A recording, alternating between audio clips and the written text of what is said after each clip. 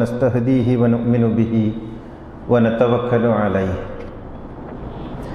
ونعوذ بالله من شرور أنفسنا ومن سيئات أعمالنا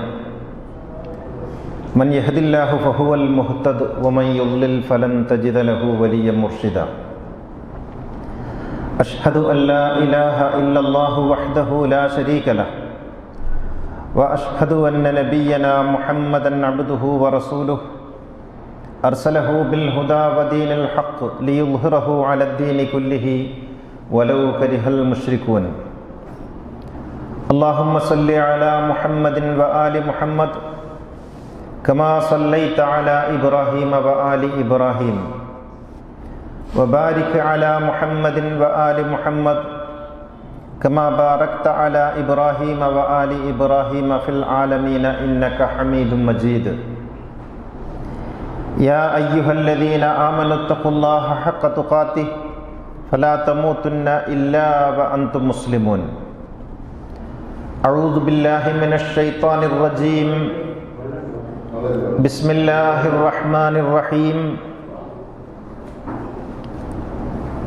إن الذين جاءوا بالإفك عصبة منكم لا تحسبوه شرا لكم بل هو خير لكم لكل امرئ منهم ما اكتسب من الإثم والذي تولى كبره منهم له عذاب عظيم لولا إذ سمعتموه ظن المؤمنون والمؤمنات بأنفسهم خيرا وقالوا هذا إفك مبين. ബഹുമാന്യരായ സഹോദരന്മാരെ, സഹോദരികളെ, തഖ്വയുള്ളവരായിരിക്കണമെന്ന് ഉണർത്തുകയാണ്. അള്ളാഹു നമ്മെ എല്ലാവരെയും സജ്ജനങ്ങളിൽ ഉൾപ്പെടുത്തി അനുഗ്രഹിക്കുമാറാകട്ടെ. പ്രവാചകന്റെ കുടുംബജീവിതവുമായി ബന്ധപ്പെട്ട വിഷയത്തിലാണ് നാം കഴിഞ്ഞ ഏതാനും ആഴ്ചകളായി ഖുതുബ നിർവഹിച്ചു വരുന്നത്. അപ്പോൾ പ്രവാചകന്റെ കുടുംബം ഒരുപാട് ഭാര്യമാരുണ്ട്, ഒരുപാട് കല്യാണം കഴിച്ചിട്ടുണ്ട്, അതുകൂടാതെ വെപ്പാട്ടികളുമുണ്ട് എന്നിങ്ങനെയൊക്കെ പറഞ്ഞ് പ്രവാചകനൊരു വിവാഹവീരനായി ചിത്രീകരിക്കുന്ന ചരിത്രങ്ങളും കിതാബുകളുമൊക്കെയാണ് നമുക്കുള്ളത്. ഈയൊരു സംഭവത്തെയാണ്, ചരിത്രത്തെയാണ് നാം വിശുദ്ധ ഖുർആനിൻ്റെ അടിസ്ഥാനത്തിൽ പരിശോധിക്കുന്നത്. മാതൃകയായ ഒരു പ്രവാചകൻ എങ്ങനെയായിരിക്കണം? ഖുർആനിൻ്റെ അടിസ്ഥാനത്തിലുള്ള പ്രവാചകൻ ഇത്രയധികം കല്യാണമൊക്കെ കഴിച്ച് നടന്ന ആളായിരിക്കുമോ എന്നുള്ളതാണ് നമ്മൾ പരിശോധിച്ചത്. അതിൽ ഏറ്റവും പ്രധാനപ്പെട്ട ഒരു ടോപ്പിക്ക് ആയിഷ ബീവിയുടെ വിവാഹമായിരുന്നു. ആയിഷ ബീവി പ്രവാചകൻ്റെ ഭാര്യയല്ല, ശിഷ്യയാണ് എന്ന് പറഞ്ഞപ്പോൾ അത് വലിയ തോതിൽ ചർച്ചയായി. ആ ചർച്ചയിൽ എല്ലാവരും ഉന്നയിക്കുന്ന ഒരു വിഷയമുണ്ട്. അല്ല മൗലവി, ഒരു മാല കാണാതായ സംഭവം ഉണ്ടല്ലോ യുദ്ധം കഴിഞ്ഞിട്ട് വരുമ്പോൾ, എന്നിട്ടൊരു അപവാദം ഉണ്ടല്ലോ, അതുമായി ബന്ധപ്പെട്ട് സൂറത്തുൻ നൂറിൽ ഒരുപാട് ആയത്ത് ഇറങ്ങിയിട്ടുണ്ടല്ലോ, അപ്പോൾ അത് നമ്മൾ എന്ത് ചെയ്യും? ഇതാണ് പലരുടെയും സംശയം. കഥകൾ അങ്ങനെയൊക്കെ തന്നെയാണ്. ആ കഥയും ഖുർആനിൽ പറഞ്ഞത് എന്താണ് എന്നുള്ളത് നമുക്കൊന്ന് പരിശോധിച്ച് നോക്കാം. ഞാൻ പറയുന്നത് എൻ്റെ പ്രിയപ്പെട്ടവരോട്, നിങ്ങൾ നിങ്ങളുടെ ബുദ്ധിയും യുക്തിയും ചിന്താശേഷിയും ഉപയോഗിച്ച് വേണം ഇത് കേൾക്കാൻ. കേവലമായ മതയുക്തിയല്ല, മനുഷ്യന് പടച്ച തമ്പുരാൻ നൽകിയ അഖ്ല് അതുപയോഗിക്കണം. ഖുർആൻ നിരന്തരം ചോദിക്കുന്നൊരു ചോദ്യമുണ്ട്, നിങ്ങൾ എന്താണ് ചിന്തിക്കാത്തത്?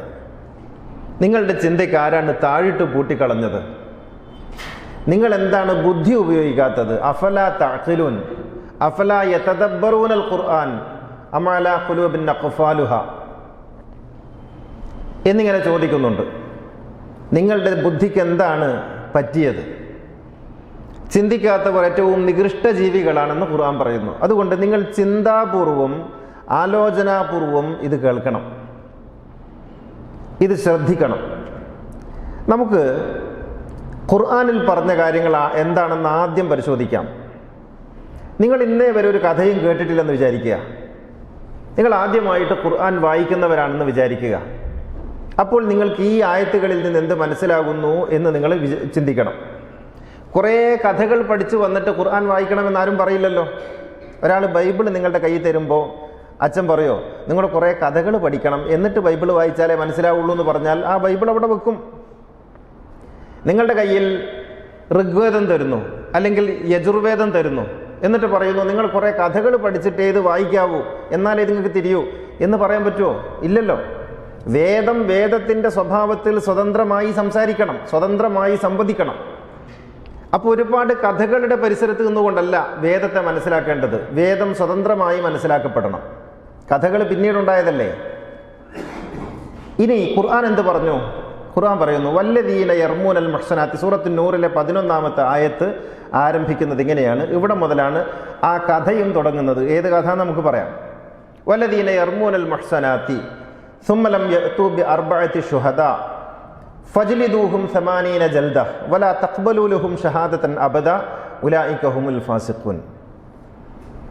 നന്നായി ജീവിക്കുന്ന സ്ത്രീകളെ സംബന്ധിച്ച് മോശമായ വർത്തമാനം പറഞ്ഞു പരത്തുന്ന ആളുകളുണ്ടല്ലോ, അവർ 80 അടി ഏറ്റുവാങ്ങാൻ മാത്രം ശിക്ഷാർഹമായ കുറ്റമാണ് ചെയ്യുന്നത്.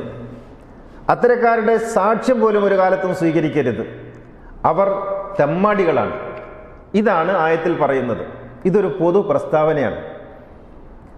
നന്നായി ജീവിക്കുന്ന ആളുകളെ കുറിച്ച് മോശമായ വർത്തമാനം പറഞ്ഞ് പരത്തുന്ന ആളുകളെ കുറിച്ച് പറയുന്ന ഒരു പൊതുവായ ധാർമ്മികമായ ശാസനയും ഉപദേശവുമാണത്. ഈ ആയത്തിനെയാണ് ആയിഷ ബീവിക്കെതിരെ അപവാദം പറഞ്ഞു പരത്തിയതിനെ കുറിച്ചുണ്ടായ ആയത്താണ് എന്ന് പറഞ്ഞിട്ട് ഒരു കണക്ഷൻ ഉണ്ടാക്കി വെച്ചത്. അവിടുന്ന് അങ്ങോട്ട് ഈ 11-ാമത്തെ ആയത്ത് മുതൽ പിന്നീട് അങ്ങോട്ട് പറയുന്ന ആയത്തുകൾ ഏതാണ്ട് ഒരു 10-15 ആയത്തുകൾ മനുഷ്യരുടെ അഭിമാനത്തെ വ്രണപ്പെടുത്തുന്ന, ക്ഷതപ്പെടുത്തുന്ന, മനുഷ്യരെക്കുറിച്ച് അപമാനകരമായ വർത്തമാനങ്ങൾ പറഞ്ഞു പരത്തുന്ന, മോശമായ കാര്യങ്ങൾ സമൂഹത്തിൽ പ്രചരിപ്പിക്കാൻ ആഗ്രഹിക്കുന്ന, ജുഗുപ്സാവഹമായ പ്രവർത്തനങ്ങളിൽ ഏർപ്പെടുന്ന ആളുകൾക്കെതിരെയുള്ള കൃത്യവും ശക്തവുമായ താക്കീതാണ് ഈ ആയത്തുകളെല്ലാം. ഇതൊരു പൊതു സ്വഭാവത്തിലുള്ള പൊതു നിയമങ്ങളാണ്, പൊതുവായ ധാർമ്മിക ശാസനകളാണ്. ഈ ആയത്തുകളെയാണ് ഒരു കഥയുമായിട്ടങ്ങ് ബന്ധിപ്പിച്ചത്. ഇനി എന്താണ് കഥ എന്ന് കേൾക്കാം. ഇത് ഏത് കഥ? ഇത് ബുഖാരി ഉദ്ധരിച്ച, മുസ്ലിം ഉദ്ധരിച്ച, തിർമുദിയും നസായിയും ഇബ്നു മാജയും അഹ്മദും ബൈഹഖിയും ഉദ്ധരിച്ച ഉള്ള തഫ്സീറുകളിലെല്ലാം എഴുതി ചേർത്ത കഥ അല്പം പോലും ഏറ്റക്കുറച്ചിലുകളില്ലാതെ ഞാൻ പറയാൻ ആഗ്രഹിക്കുകയാണ്. ഇത് ശുദ്ധമായ കഥ. ഈ കഥ കേൾക്കണം നിങ്ങൾ. ഈ കഥ കേൾക്കുമ്പോൾ നിങ്ങളുടെ ബുദ്ധി വർക്ക് ചെയ്യണം. ഞാൻ കഥ പറയുന്നു. ആയിഷ ബീവി പറഞ്ഞ കഥ, ബുഖാരിയിലുള്ള കഥ. ആയിഷ ബീവി പറഞ്ഞു എന്ന് പറഞ്ഞിട്ട് ബുഖാരി എഴുതി വെച്ച കഥ. ഹിജ്റ 5-ാം വർഷം. ഹിജ്റ 5-ാം വർഷം എന്ന് പറഞ്ഞാൽ അവരുടെ കണക്കനുസരിച്ച്, ബുഖാരിയുടെ കണക്കനുസരിച്ച് ആയിഷ ബീവിക്ക് 14 വയസ്സ്. 14 വയസ്സുള്ള ആയിഷയുടെ കഥയാണ് ആയിഷ പറയുന്നത്, ബുഖാരി എഴുതി വെച്ചത്. ആയിഷ ബീവി പറയുന്നു, കാന റസൂലുള്ളാഹി ഇദാ അറാദ സഫറൻ അഖ്റഅ ബൈന നിസാഇഹി. പ്രവാചകനെങ്ങാനും യാത്ര ചെയ്യാൻ വേണ്ടി ഉദ്ദേശിച്ചാൽ, പ്രവാചകൻ യാത്ര ചെയ്യാൻ ഉദ്ദേശിച്ചാൽ പ്രവാചകന്റെ ഭാര്യമാർക്കിടയിൽ നറുക്കെടുക്കും.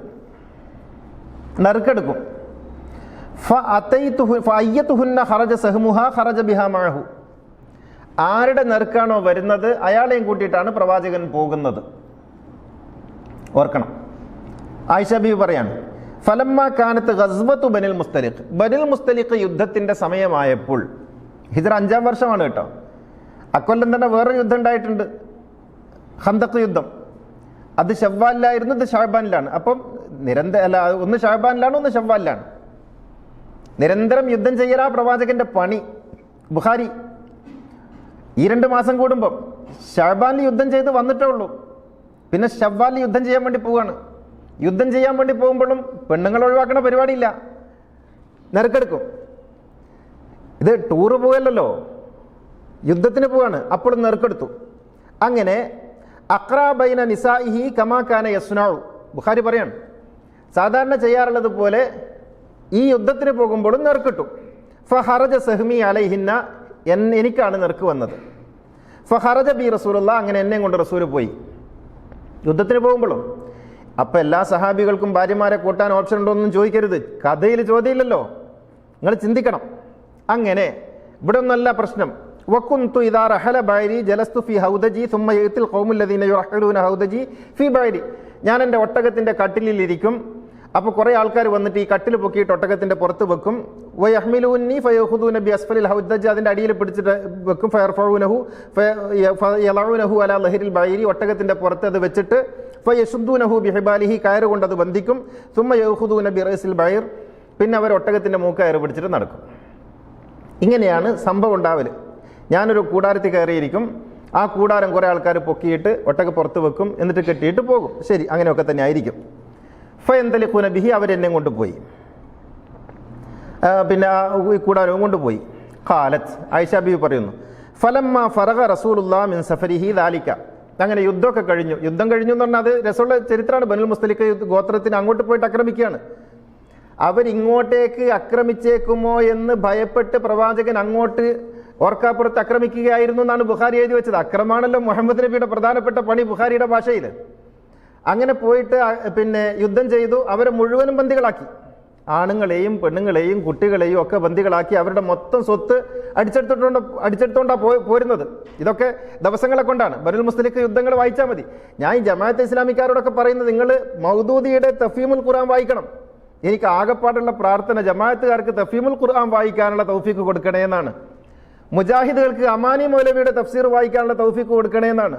ഈ സമസ്തക്കാർക്ക് ബഹാഉദ്ദീൻ കുരിയാടോ അല്ലെങ്കിൽ ഇമ്പിച്ച് പിന്നെ കോയ തങ്ങളോ എഴുതിയ ആ തഫ്സീറും പരിഭാഷയും വായിക്കാനുള്ള തൗഫീക്ക് കൊടുക്കണേ എന്നാണ്. അത് വായിച്ചാൽ മതി. നിങ്ങൾ മൗദൂദിയുടെ തഫീമുൽ ഖുർആനിലെ സൂറത്തു നൂറിലെ ഈ ആയത്തിന്റെ പരിഭാഷ വായിച്ചാൽ പിന്നെ നിങ്ങൾ ആ പുസ്തകം തൊടൂല. ഇതൊന്ന് വായിച്ചു നോക്കിയാൽ മതി. എന്നിട്ട് പറയുന്നു, അവിടെ ഉള്ളത് മുഴുവൻ അടിച്ചെടുത്തു. ആണുങ്ങളെയും പെണ്ണുങ്ങളെയും കുട്ടികളെയും മൊത്തം എടുത്തു. അവിടെയുള്ള സ്വത്ത് മുഴുവൻ എടുത്തിട്ട് പോകാണ്. മുഹമ്മദ് നബിയെ കുറിച്ചാണ് പറയുന്നത്. ഇതേതെങ്കിലും ഒരു കടൽ കൊള്ളക്കാരനെ കുറിച്ചല്ല, ചാൾസ് ശോഭരാജിനെ കുറിച്ചോ വീരപ്പനെ കുറിച്ചോ അല്ല. മുഹമ്മദ് നബിയെ കുറിച്ച് പറയാൻ ഒക്കെ അടിച്ചെടുത്തിട്ട് പോവാണ്. പോണ പോക്കിൽ നടക്കുന്ന സംഭവങ്ങളാണ് ഇനി നിങ്ങൾ അറിയേണ്ടത്. അങ്ങനെ പിന്നെ ആ പോകുന്ന വഴിക്ക് പ്രശ്നമുണ്ടായി. സഹാബികൾ തമ്മിൽ, ആര് തമ്മിൽ? അൻസാറുകളും മുഹാജിറുകളും തമ്മിൽ പ്രശ്നമുണ്ടായി. മക്കക്കാരും മദീനക്കാരും തമ്മിൽ പ്രശ്നം ഉണ്ടായി എന്ന് പറഞ്ഞാൽ ഭയങ്കര പ്രശ്നം. മുഹമ്മദ് നബി ഉണ്ട് കൂട്ടത്തിൽ. അവർ തമ്മിൽ പ്രശ്നം. ഈ പിന്നെ ഖുറൈശികളെ തെണ്ടികൾ എന്ന് വിളിക്കുന്നു അൻസാറുകളെ മോശക്കാരെന്ന് വിളിക്കുന്നു. പരസ്പരം ആകപ്പാടെ ബഹളം. പ്രവാചകൻ പറഞ്ഞു ഇനി നിന്നാ പറ്റൂല എന്ന് പറഞ്ഞിട്ട് ഇവരെ കൊണ്ടുപോയി. ആര്? പ്രവാചകന്റെ ശിഷ്യന്മാർ, സഹാബികൾ എന്ന് നമ്മൾ പറയുന്ന ആൾക്കാർ. നിങ്ങൾ മൗദൂദിയുടെ തഫ്സീർ വായിച്ചാൽ മതി, അതിൽ ഈ കാര്യങ്ങളൊക്കെ ഉണ്ട്. എന്നിട്ട് ഇവർ രണ്ടു കൂട്ടരും പോവുകയാണ്. അങ്ങനെ പോകുന്ന വഴിക്ക് റസൂൽ പറഞ്ഞു, ഇനി എവിടെയും വിശ്രമമില്ല, കാരണം വിശ്രമിക്കാൻ ഇറങ്ങി ഞങ്ങൾ തല്ലുകൂടും, അതുകൊണ്ട് നമുക്ക് പോകാം. അങ്ങനെ 1.5 ദിവസം വിശ്രമിക്കാതെ, മൂത്രമൊഴിക്കാതെ, കാഷ്ടിക്കാതെ, ഭക്ഷണം കഴിക്കാതെ, വെള്ളം കുടിക്കാതെ, അതൊക്കെ ഒട്ടകപ്പുറത്തുണ്ടാവും നോക്കുക. അങ്ങനെ പോവുകയാണ് 1.5 ദിവസം. അങ്ങനെ ആയിഷ ബീവി പറയുന്നു, അങ്ങനെ പോയിക്കൊണ്ടിരിക്കുമ്പോൾ മദീനയുടെ അടുത്തെത്തി. ഹത്താ ഇദാ കാന ഖരീബൻ മിനൽ മദീന, മദീനയുടെ അടുത്തെത്തിയപ്പോൾ നസല മൻസിലൻ, ഒരു നിർവാഹമില്ലാതെ അവിടെ താവളടിക്കേണ്ടി വന്നു. അങ്ങനെ താവളടിച്ചപ്പോൾ ഫബാത്ത ഫീഹി ബഅദൽ ലൈലി, കുറച്ച് രാത്രിയുടെ കുറച്ച് സമയമാണ് അവിടെ ഞങ്ങൾ തങ്ങിയത്. രാത്രിയാണ് കേട്ടോ, രാത്രിയുടെ കുറച്ച് സമയമാണ് അവിടെ ഞങ്ങൾ തങ്ങിയത്. സുമ്മ അദ്ദന ഫിന്നാസി ബിർറഹീൽ, യാത്ര തുടരാനുള്ള വിളംബരം ഉണ്ടായി. ഫലം മർത്തഹലൻ നാസു ഹത്ത ഖറജ്തു ലി ബഅലി ഹാജത്തി, അങ്ങനെ ആൾക്കാരൊക്കെ പോകാൻ തുടങ്ങിയപ്പോഴാണ് എനിക്ക് പിന്നെ ചില ആവശ്യങ്ങളൊക്കെ ഉണ്ടായത്. പ്രാഥമികമായ ആവശ്യങ്ങൾക്ക് തോന്നിയത്. അങ്ങനെ ഞാൻ പുറത്തേക്ക് പോകാൻ വേണ്ടി നിൽക്കുന്ന സമയത്ത് അപ്പോൾ ഇവിടെ ഒരു ചോദ്യമുണ്ട്. ഇങ്ങനെ യുദ്ധമാണല്ലോ, ഇതിനൊരു അടുക്കും ചിട്ടൊക്കെ ഉണ്ടാവൂലേ, ഒരാളൊക്കെ ഉണ്ടാവും, ഒരു ലീഡർ ഉണ്ടാകും, ഗ്രൂപ്പ് ലീഡർ ഉണ്ടാകും, ഇതൊക്കെ ഉണ്ടാവണമല്ലോ. യുദ്ധത്തിനാണല്ലോ പോകുന്നത്. അവർ പറയുന്ന ഭാഷയിലാണ് ഞാൻ പറഞ്ഞത്. മുഹമ്മദ് നബി യുദ്ധം ചെയ്തിട്ടില്ല, ഇവർ പറയുന്ന കഥയാണ് ഞാനീ പറയുന്നത്. അങ്ങനെ യുദ്ധത്തിന് പോകുമ്പോൾ ഇതൊക്കെ ഉണ്ടാവണമല്ലോ. മുഹമ്മദ് നബിയാണ്, ഗോത്ര സമൂഹമാണ്, അവർക്ക് അവരുടേതായ ചിട്ടവട്ടങ്ങളൊക്കെ ഉണ്ട്. വളരെ ഡിസിപ്ലിനുള്ള വിഭാഗത്തിനാണല്ലോ ഈ ഗോത്രവർഗ്ഗങ്ങൾ എന്ന് പറയുന്നത്. അവർ ഒരാളോട് ചോദിക്കാതെയും പറയാനൊന്നും പോവില്ല. ഇവിടെ പാതിരാക്ക് ഒരു പെൺകുട്ടി, 14 വയസ്സുള്ളൊരു പെണ്ണ് ഒറ്റക്കൊരു കോടാരത്തിലിരിക്കുകയാണ്. ഭർത്താവെന്ന് ഇവർ പറയുന്ന മുഹമ്മദ് നബി അപ്പുറത്തുണ്ട്. ഈ നബിയും പിന്നെ ഈ 14-കാരിയായ ഭാര്യയും തമ്മിലൊരു ബന്ധമില്ല. ഇവർക്ക് മൂത്രമൊഴിക്കാൻ മുട്ടുന്നുണ്ട്, പറയാനൊരാളുമില്ല. അങ്ങനെ ഇറങ്ങിപ്പോവാണ്. ഞാൻ പോയി എന്നാണ് പറയുന്നത്. ഞാൻ പോയി. എവിടെ പോയി? വെളിയിരിക്കാൻ പോയി. അന്ന് പിന്നെ ഇങ്ങനെയുള്ള മരുഭൂമിയല്ലേ. പോയി. ഫഫി ഉനുക്കി ലീ ഫീഹി ജസ്ഉ ലഫാരിൻ, വില പിടിച്ച കല്ലുകൾ കൊണ്ടുണ്ടാക്കിയ ഒരു മാല എൻ്റെ കഴുത്തിലുണ്ടായിരുന്നു. യുദ്ധത്തിന് പോകുമ്പോൾ മാല എടുക്കാൻ മറക്കൂല. അതാണ്, യുദ്ധത്തിന് പോകുമ്പോൾ നറുക്കിട്ടിട്ട് ഭാര്യമാരെ കൂട്ടും. ഈ ഭാര്യമാരാകട്ടെ നല്ല കല്ലും മുത്തൊക്കെ പതിപ്പിച്ച ഇതും കഴുത്തിലിട്ടിട്ടാണ് പോകുന്നത്. എന്ത് ചിത്രമാണ് റസൂലിനെ കുറിച്ച് ഇവർ കൊടുക്കാൻ ആഗ്രഹിക്കുന്നത് നിങ്ങൾ നോക്കണം. അങ്ങനെ ഫലമ്മ ഫറഹ്തു ഇൻസല്ല മിൻ ഉനുക്കി വല അതിരി, ഞാനിങ്ങനെ പോയി എൻ്റെ കാര്യങ്ങളൊക്കെ കഴിഞ്ഞ് വരുമ്പോഴത്തേക്ക് ഈ സാധനം എൻ്റെ കഴുത്തു നിന്ന് പോയിരുന്നു. ഞാൻ അറിഞ്ഞില്ല. ഫലമ്മ റജഅതു ഇല റഹിലി ദഹബ്തു അൽതമിസുഹു ഫി ഉനുക്കിഹി ഫലം അജിദുഹു, ഞാൻ എൻ്റെ കഴുത്തിൽ തപ്പി നോക്കുമ്പോൾ സാധനം കാണുന്നില്ല. ആയിഷ ബീവി തിരിച്ചു വന്നിട്ട് കഴുത്തിൽ തപ്പി നോക്കുമ്പോൾ, ഇത് ബുഖാരിയാണ് കേട്ടോ, ഇത് മുസ്തഫ ഒരു പറയുന്ന കഥയാണെന്ന് നാളെ പറഞ്ഞേക്കരുത്, ഞാൻ ബുഖാരിയാണ് വായിക്കുന്നത്. അങ്ങനെ പിന്നെ കഴുത്തിൽ തപ്പി നോക്കുമ്പം മാല കാണുന്നില്ല. വഖദ് അഖദൻ നാസു ഫിർ റഹീൽ, ജനങ്ങളൊക്കെ ആണെങ്കിൽ ഇതിൽ കയറി ഇരുന്നിട്ടുമുണ്ട്. കാലത്ത് ഫറജഅതു അവധി, ഞാൻ എനിക്ക് ഏതായാലും എൻ്റെ മാലയാണല്ലോ വലുതെന്നും കരുതിയിട്ട് ഞാൻ തിരിച്ചു പോയി. അങ്ങനെ ഫൽതമസ്തുഹു, ഞാൻ അതിങ്ങനെ പരതി നടന്നു. ഹത്താ വജത്തുഹു, എനിക്ക് അവസാനം അത് കിട്ടി. രാത്രി പാതിരാക്ക് ഒരു പെൺകുട്ടി, 14 വയസ്സുള്ള ഒരു പെൺകുട്ടി മൂത്രമൊഴിക്കാൻ പോയി. അത് നമുക്ക് സഹിക്കാം. മൂത്രമൊഴിക്കാൻ പോയിട്ട് മാല കാണാതായി. മാല ഉണ്ടോ ഇല്ലേ എന്നുള്ളത് അത് നമ്മൾ വേറൊരു സംഗതി. മാല കാണാതായിട്ട് തിരിച്ചു വന്നിട്ട് മാല കാണുന്നില്ല. അപ്പോൾ ഈ പെൺകുട്ടി ഒറ്റക്കാണ് പോണത്. എന്നാൽ നീ വാടി നമുക്കൊന്ന് പോയോക്കാന്ന് കൂടെയുള്ള ഏതെങ്കിലും ഒരു പെണ്ണിനോട് പറഞ്ഞില്ല, കൂടെയുള്ള ഗ്രൂപ്പ് ലീഡറോട് പറയുന്നില്ല. ഇതൊരു സൈനിക സംഘമാണ്, ആരോടും പറഞ്ഞില്ല, ഇവരിന് പോയി. എന്നാലും ഈ മാല പാതിരാക്ക് ഇരുട്ടത്ത് തപ്പൂലല്ലോ, ഒരു വെളിച്ചം കയ്യിലുണ്ടാവുമല്ലോ, ഏറ്റവും ചുരുങ്ങിയത് ഒരു വിളക്കോ ചൂട്ടോ എന്തെങ്കിലും ഉണ്ടാവുമല്ലോ. ഈ വിളക്കം കൊണ്ട് ഒരാൾ ഇങ്ങനെ കറങ്ങുന്നത് ബാക്കിയുള്ളവരൊക്കെ കാണൂലേ? ഇതെന്താ കാണാത്തത്? ഇരുട്ടത്താണോ ആയിഷ ബീവി തപ്പുന്നത്? ഇരുട്ടത്ത് തപ്പിയ മാല കിട്ടുമോ? അപ്പൊ എന്തൊക്കെയോ ഒരു പൊരുത്തക്കേടുണ്ടല്ലോ ബുഖാരി. ഇവിടെ നമുക്ക് തിരിയുന്നില്ലല്ലോ.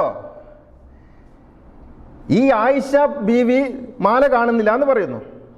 മാല കാണുന്നില്ല എന്ന് പറഞ്ഞിട്ട് മാല കാണാതായപ്പോൾ തിരിച്ചു പോകുന്നു, എന്നിട്ട് തപ്പുന്നു, പരതുന്നു. ഇതെങ്ങനെ പരതി? അപ്പോൾ ഒരാളിങ്ങനെ വിളക്കും കൊണ്ട്, ആളെ കാണൂല നോക്കുക, ഇരുട്ടത്ത് വിളക്കിങ്ങനെ കറങ്ങുന്നത് കാണൂലേ? അതാരാ അവിടെ വിളക്കും കൊണ്ട് കറങ്ങുന്നത് എന്നൊന്നും നോക്കൂലോ?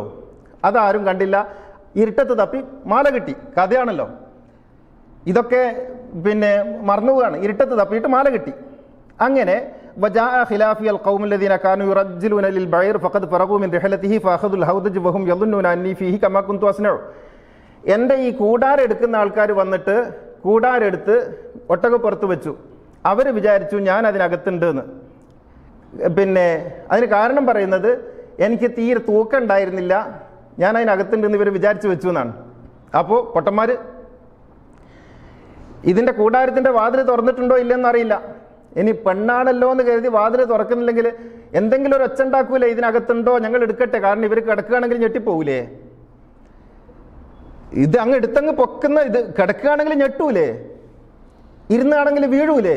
അപ്പൊ ഞങ്ങളിത് എടുക്കുന്നുണ്ടേ എന്ന് പറയൂലേ? മനുഷ്യന്മാർ നാപ്പൊട്ടന്മാരല്ലല്ലോ, ഞങ്ങളിത് എടുക്കുന്നുണ്ടേ എന്ന് പറയൂലേ? ഇതൊന്നും പറഞ്ഞില്ല.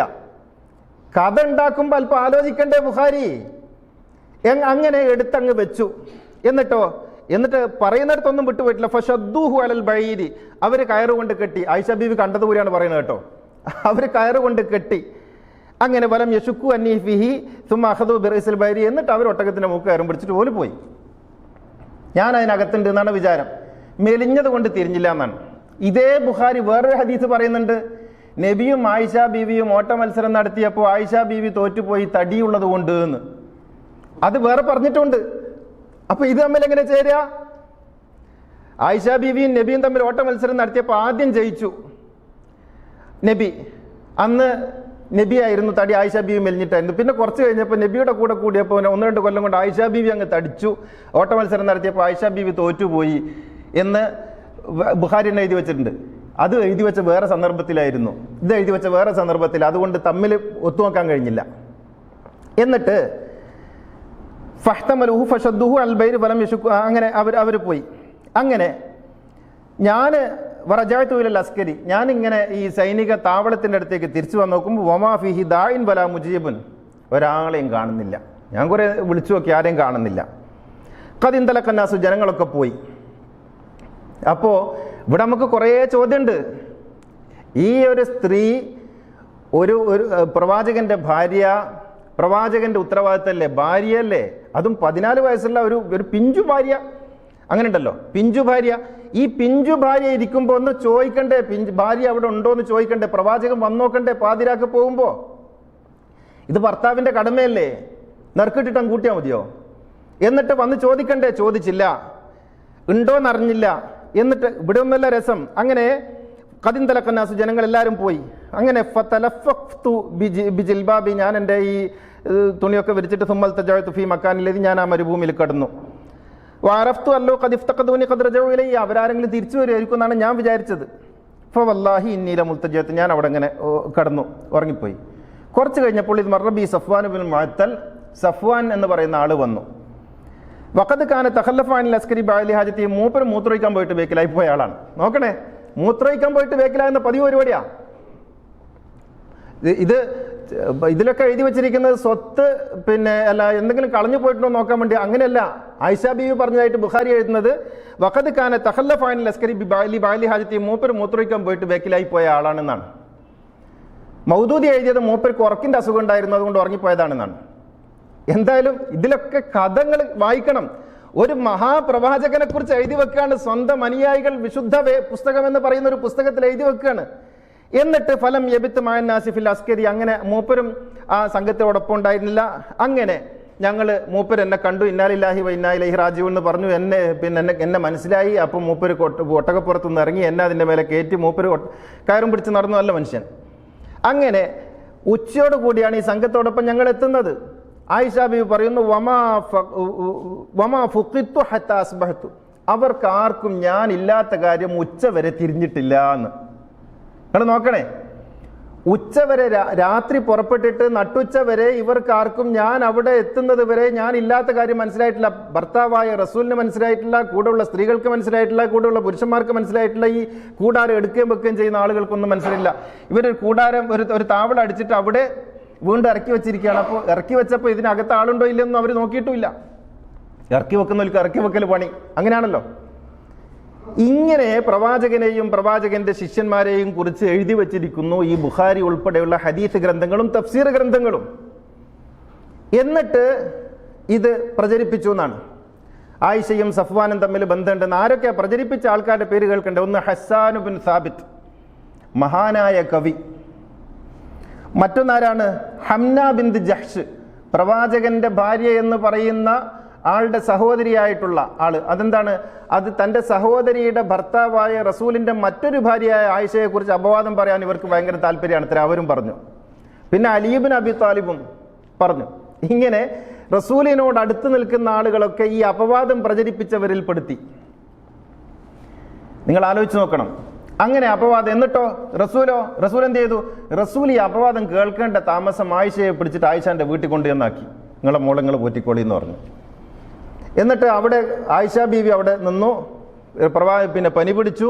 നബി കാണാൻ വേണ്ടി പോകുമ്പോൾ ആയിഷയോടൊന്നും മിണ്ടൂല. ഉപ്പാണ്ടി ചോദിക്കും, അങ്ങനെ ഉണ്ടോക്ക്? ആ, സുഖമുണ്ട്, ആയിക്കോട്ടെ, അപ്പൊ തിരിച്ചു വരും. ഇങ്ങനെ ഒരു സാധാരണ ഭർത്താവ്. മുഹമ്മദ് നബി മാതൃക. ലഖദ് കാന ലക്കും ഫീ റസൂലില്ലാഹി ഉസ്വത്തുൻ ഹസന. ഇത് കണ്ടിട്ടാണ് ഈ നമ്മുടെ മുസ്ലിയാക്കന്മാരും മൗലവിമാരും ഒക്കെ ഭാര്യമാരെ വീട്ടിൽ കൊണ്ടാക്കുന്നത്. എന്നിട്ട് 40 ദിവസം കഴിഞ്ഞിട്ട് പടച്ചോൻ തന്നെ ആയത്തിറക്കിയിട്ട് തീർന്നില്ല.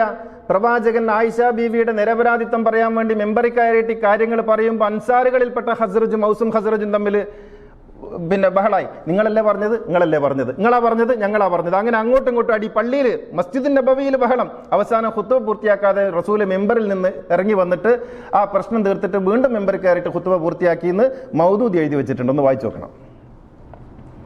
അപ്പോ ഈ കഥ വിശ്വസിക്കാൻ കൊള്ളോ? ഈ കഥയിലാണ് തയമ്മും ഉണ്ടായതെന്നും ആയിഷ ബീവി വന്നപ്പം വെള്ളം കിട്ടാഞ്ഞിട്ട് വെള്ളം കൊണ്ട് ഇവർ പോയല്ലോ, അപ്പോഴാണ് തയമ്മും ഇറങ്ങിയതെന്നൊക്കെ ഉള്ള സംഭവം ഉണ്ടല്ലോ. ഒന്ന് ഓർത്ത് നോക്കണം നിങ്ങൾ. എന്തുമാതിരി കഥയാണ് എഴുതി വച്ചിരിക്കുന്നത്. ഇവിടെ എന്തൊക്കെയാണ് സംഭവിക്കുന്നത്? പ്രവാചകൻ യുദ്ധത്തിന് പോകുന്നയാളാണ്. വരുത്തി തീർത്തു. ആദ്യം മാസാമാസം യുദ്ധമാണ് മൂപ്പരുടെ പണി. യുദ്ധത്തിന് പോകുമ്പോഴും പെണ്ണുങ്ങളെ കൊണ്ടുപോകും. അതും 14 വയസ്സുള്ള ആയിഷ ബീവിയെ കൊണ്ടുപോകും. ആയിഷ ബീവിയെ കൊണ്ടുപോയിട്ട് തിരിഞ്ഞു നോക്കൂല. സ്വന്തം ഭാര്യ കൂടാരത്തിൽ ഇരിക്കുന്നുണ്ടോ ഇല്ലേന്ന് പോലും നോക്കൂല. അവരുടെ കാര്യമൊന്നും ശ്രദ്ധിക്കൂല. അതൊക്കെ ആരെ ഏൽപ്പിച്ചിരിക്കുകയാണ്. ഇങ്ങനെ പ്രവാചകനെയും പ്രവാചകന്റെ ശിഷ്യന്മാരെയും പ്രവാചകന്റെ കൂടെയുള്ളവരെയും അപഹസിക്കാനും കൊള്ളാത്തവരാക്കുന്നതിനും വേണ്ടി ബോധപൂർവം ഉണ്ടാക്കിയ ഒരു കഥ. ആ കഥയല്ലേ ഈമാനിന്റെ ഭാഗം എന്ന മട്ടിൽ വിശ്വസിച്ച് വന്നിരിക്കുന്നത്. അപ്പോൾ ആയത്തുകളോ, ഇന്നല്ലദീന ജാഉ ബിൽ ഇഫ്കി ഉസ്ബത്തും മിൻകും എന്ന് പറയുന്ന ആയത്തോ, 11-ാമത്തെ ആയത്ത്, നിങ്ങളിൽ നിന്ന് തന്നെയുള്ള ഒരു സംഘം ഇങ്ങനെയുള്ള വ്യാജ പ്രചാരണങ്ങൾ നടത്തുമ്പോൾ നിങ്ങളത് ശ്രദ്ധിക്കണം. എന്തുകൊണ്ടാണ് നിങ്ങൾക്ക് നല്ലത് വിചാരിക്കാൻ കഴിയാത്തത്? ഇതൊക്കെ പൊതുവായ പ്രസ്താവനയല്ല. ലൗലാ ഇദ് സമിഅ്തുമൂഹു വന്നൽ മുഅ്മിനൂന വൽ മുഅ്മിനാത്തു ബി അൻഫുസിഹിം ഖൈറ. ആൾക്കാരെ വിചാരം ആയിഷ ബീവിന്റെ പേര് അവിടെ എവിടെയോ പറഞ്ഞിട്ടുണ്ടെന്നാണ്. അങ്ങനെയാണല്ലോ കഥ പറയാ. ആയിഷ ബീവിയുടെ പേരൊന്നും അല്ല പറഞ്ഞത്, ആയിഷ ബീവിയെ കുറിച്ചേ പറഞ്ഞതല്ല, മറിച്ച് ഒരു പൊതുവായ ഒരു വ്യാജ പ്രചരണം സമൂഹത്തിൽ നടക്കുമ്പോൾ നിങ്ങൾ എന്തുകൊണ്ടാണ് നിങ്ങളെക്കുറിച്ച് ഞാനാണെങ്കിൽ അങ്ങനെ ചെയ്യൂല എന്ന് വിചാരിക്കാത്തത്? എന്താണ് നിങ്ങളതൊക്കെ ഏറ്റു പറഞ്ഞ് നടക്കുന്നത് എന്ന് പൊതുവേ മനുഷ്യ സമൂഹത്തിൽ എക്കാലവുമുള്ള പ്രശ്നങ്ങളെക്കുറിച്ച് ഖുർആൻ പ്രതിപാദിക്കുകയാണ്. അതൊക്കെ ഈ കഥയുമായിട്ട് അങ്ങ് ബന്ധിപ്പിച്ചു. ഈ ഒരു കഥയിലേക്ക് അതിനെയൊക്കെ കണക്ട് ചെയ്തു. എന്നിട്ട് കഥ ഒരു വിശ്വാസ പ്രമാണം പോലെ പറഞ്ഞു പരത്തി. ഇനി നിങ്ങൾ ആലോചിക്കൂ, ഈ കഥയിൽ എന്തെങ്കിലും വാസ്തവമുണ്ടോ? ഉൾക്കൊള്ളാൻ കഴിയാത്ത, വിശ്വസിക്കാൻ പറ്റാത്ത എന്തൊക്കെ എലമെന്റ്സുകളുണ്ട് ഈ കഥയിൽ? പാതിരാക്ക് ഒരു പെൺകുട്ടി, 14 വയസ്സുള്ള ഒരു പെൺകുട്ടി ഒറ്റക്ക് മൂത്രമൊഴിക്കാൻ പോവോ? ഇനി മൂത്രമൊഴിച്ച് വന്നാൽ തന്നെ മാല വീണ് പോയാൽ ഒറ്റക്കത് പരതാൻ പോവോ? ഇനി പരതാൻ പോയാൽ തന്നെ വെളിച്ചമില്ലാതെ പോവോ? ഈ സൈനിക സംഘം പുറപ്പെടുമ്പോൾ എല്ലാവരും ഉണ്ടോ എന്ന് ഉറപ്പുവരുത്തൂലേ? നിങ്ങളൊരു ഒരു സംഘം പോയാൽ എല്ലാവരും ഉണ്ടോ ഇല്ലെന്ന് ഉറപ്പുവരുത്തിയിട്ടല്ലേ പോവുള്ളൂ, അല്ലാതെ യാത്ര പോവോ? വിളിച്ച് ചോദിക്കൂലേ? ഇത് കയറ്റി വെക്കുന്നവരും ഇറക്കി വെക്കുന്നവരും കയറ്റി ചോദിക്കൂലേ? റസൂല് തൻ്റെ പത്നിയായ ഭാര്യയായ ആയിഷയാണെങ്കിൽ ആയിഷ ബീവിയെക്കുറിച്ച് ഭാര്യ എവിടെയെന്ന് ചോദിക്കൂലേ? അവർ കയറിയോ എന്ന് വന്ന് ചോദിക്കൂലേ? നിനക്ക് വല്ല പ്രശ്നങ്ങളുണ്ടോ എന്ന് ചോദിക്കൂലേ? എന്തെങ്കിലും ആവശ്യങ്ങളുണ്ടോ എന്ന് ചോദിക്കൂലേ? വെള്ളമുണ്ടോ എന്ന് ചോദിക്കൂലേ? നട്ടുച്ചവരെ ഒരു രാത്രി മുഴുവനും താമസിച്ചിട്ട് പിന്നെ പിറ്റേന്ന് രാവിലെ നട്ടുച്ചവരെ ചോദിച്ചില്ല എന്ന് പറഞ്ഞാൽ അതിൻ്റെ അർത്ഥം എന്താണ്?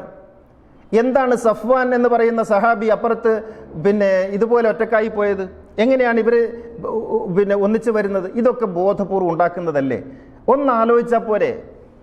ഇതിനൊക്കെ ഒരുപാട് ബുദ്ധി വേണോ? ഒരുപാട് ഗവേഷണം വേണോ? ഇത്തരത്തിലുള്ള വ്യാജ നിർമ്മിത കഥകളാണ് പ്രവാചകന് ചുറ്റും ഉണ്ടാക്കിയിട്ടുള്ളത്. ആയിഷ ബീവിയെ ഭാര്യയാക്കിയിട്ട് ഇമാതിരിയുള്ള വൃത്തികേടുകളൊക്കെ ഉണ്ടാക്കിയാണ്. ഇതൊക്കെ ആയിഷാനെ കൊണ്ടേ പറ്റുള്ളൂ. ബാക്കിയുള്ളവർക്കൊക്കെ മക്കളും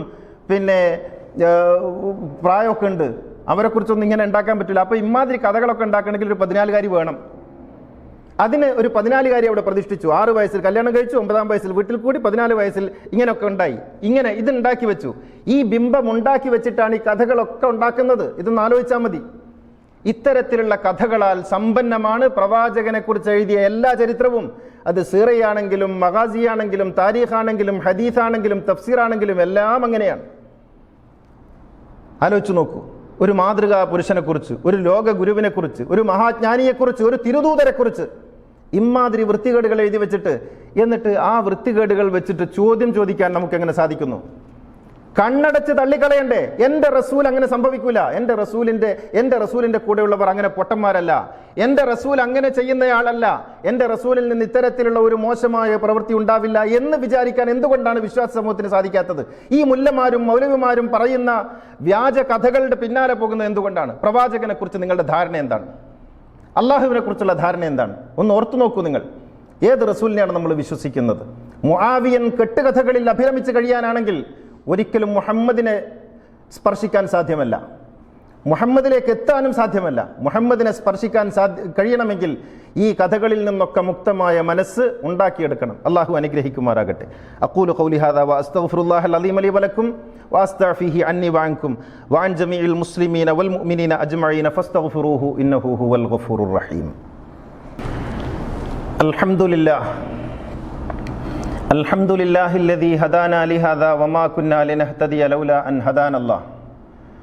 അസ്സലാത്തു വസ്സലാമു അലാ സയ്യിദിനാ മുഹമ്മദിൻ സയ്യിദിൽ കൗനൈൻ മഹ്ബൂബി റബ്ബിൽ മശ്രിഖൈൻ വൽ മഗ്രിബൈൻ ഖാതമിൽ അംബിയാഇ സയ്യിദിൽ മുർസലീൻ മുറാദിൽ മുഷ്താഖീൻ മഹ്ബൂബിൽ ആശിഖീൻ ജദ്ദിൽ ഹസനി വൽ ഹുസൈൻ സാഹിബിൽ ഹറമൈൻ വബിനി ദബീഹൈൻ സയ്യിദിനാ മുഹമ്മദ് ഇബ്നു അബ്ദുല്ലാഹ് ഇബ്നു അബ്ദുൽ മുത്തലിബ് സല്ലല്ലാഹു അലൈഹി വഅലാ ആലിഹി വസഹ്ബിഹി അല്ലദീന ജാഹദൂ ബിഅംവാലിഹിം ഫീ സബീലില്ലാഹ് വബാഉ നുഫൂസഹും ലിദീനിൽ ഹുദാ റളിയല്ലാഹു അൻഹും വറളു അൻഹു ദാലിക ലിമൻ ഖശിയ റബ്ബഹ് ഇന്നല്ലാഹ വമലായികതഹു യുസല്ലൂന അലൻ നബി യാ അയ്യുഹല്ലദീന ആമനൂ സല്ലൂ അലൈഹി വസല്ലിമൂ തസ്ലീമ.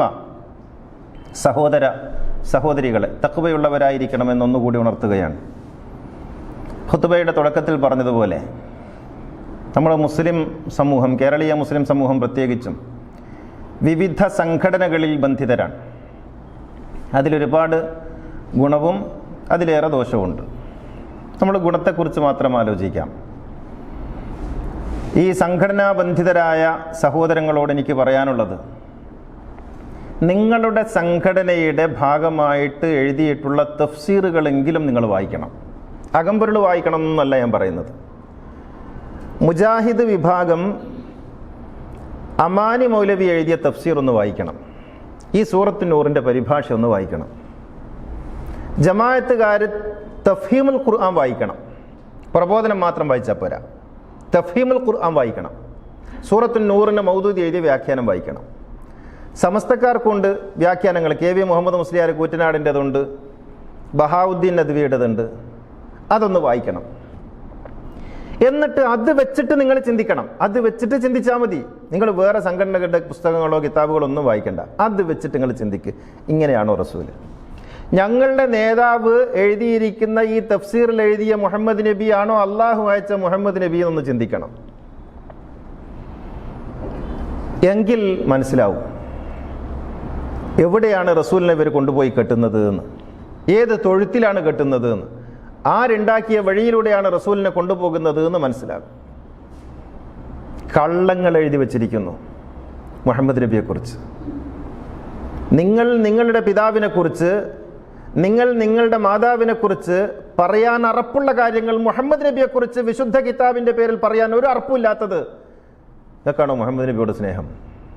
നിങ്ങളുടെ ഉമ്മാനെക്കുറിച്ച് പറയാൻ നിങ്ങൾക്ക് അറപ്പുള്ള കാര്യം ആയിഷ ബീവിയെക്കുറിച്ച് പറയുന്നുവെങ്കിൽ ഇതാണോ നിങ്ങൾക്ക് ആയിഷ ബീവിയോടുള്ള സ്നേഹം? ഇത് എന്ത് തരം സ്നേഹമാണ്? ഇത് ഏത് തരം വികാരമാണ്? വൃത്തികേടുകളാണ് ഈ കിതാബുകളിലൊക്കെ ഉള്ളത്. ഈ കിതാബുകളാണ് ഇപ്പോഴും നമ്മുടെ മെഹ്റാബുകളിൽ വിശുദ്ധം എന്ന നിലക്ക് സൂക്ഷിക്കപ്പെടുന്നത്. ഇതാണിപ്പോഴും പഠിപ്പിക്കപ്പെട്ടുകൊണ്ടിരിക്കുന്നത്.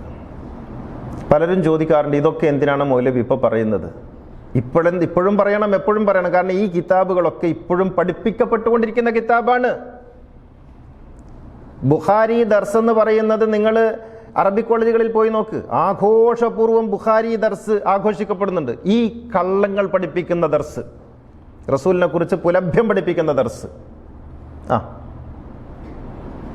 ഇതൊക്കെയാണ് ദർസുകളിലും അറബി കോളേജുകളിലൊക്കെ ഉള്ളത്. ഇത് പഠിപ്പിക്കുന്ന കാലത്തോളം ഇത് പറയണ്ടേ? ഇത് പഠിച്ചിട്ടല്ലേ മൗലവിമാർ ഇറങ്ങുന്നത് കൊല്ലാകൊല്ലം ആയിരക്കണക്കിന്, തലപ്പാവ് ഉള്ളവരും ഇല്ലാത്തവരും, താടി ഉള്ളവരും ഇല്ലാത്തവരും. എന്നിട്ട് അതല്ലേ ജനങ്ങളോട് പറഞ്ഞുകൊണ്ടിരിക്കുന്നത് വലിയ വായിൽ. വൃത്തികേടുകളല്ലേ യൂട്യൂബുകൾ മുഴുവനും. നിങ്ങൾ ഇസ്ലാമിക പ്രസംഗങ്ങൾ നടിച്ചു നോക്കൂ, വൃത്തികേടുകളല്ലേ വന്നുകൊണ്ടിരിക്കുന്നത്. ഇത് വായിച്ചിട്ടാണ് പറയുന്നത്. അവർ പാവങ്ങളാണ്. അവർ വിചാരിക്കുന്നത് അവരെ ഉസ്താദുമാർ പഠിപ്പിച്ചു അത് പറയുന്നു. അപ്പോൾ ഈ കിതാബുകളാണ് യഥാർത്ഥത്തിൽ ആദ്യം പ്രവാചകനെ ഈ ലോകത്ത് മോശമായി ചിത്രീകരിക്കുന്ന ഘടകങ്ങൾ. ഈ കിതാബുകളാണ്. ഈ കിതാബ് വായിച്ചിട്ട് എല്ലാവരും പറയണത്, റസൂലിനെ വിമർശിക്കുന്നവരൊക്കെ. ഇവിടെയാണ് പ്രശ്നമുള്ളത്. നമ്മൾ തിരിച്ചറിയണം. പ്രവാചകനെയും ദീനിനെയും ഖുർആാനിനെയും അള്ളാഹുവിനെയും എല്ലാം യഥാവിധി മനസ്സിലാക്കി ഉൾക്കൊള്ളാൻ അള്ളാഹു നമുക്കെല്ലാവർക്കും തൗഫീഖ് നൽകി അനുഗ്രഹിക്കുമാറാകട്ടെ. അല്ലാഹുമ്മ ഗ്ഫിർ ലിൽ മുഅ്മിനീന വൽ മുഅ്മിനാത്ത് വൽ മുസ്ലിമീന വൽ മുസ്ലിമാത്ത് അൽ അഹ്യാഇ മിൻഹും വൽ അംവാത്ത് ഇന്നക മുജീബുദ് ദഅവാതി വഖാദിൽ ഹാജാത്ത് طيب ثراهم وجعل الجنة مأواهم ربنا آتنا في الدنيا حسنة وفي الآخرة حسنة وقنا عذاب النار ربنا اغفر لنا ولإخواننا الذين سبقونا بالإيمان ولا تجعل في قلوبنا غلا للذين آمنوا ربنا إنك رؤوف رحيم وآخر الدعاء الحمد لله.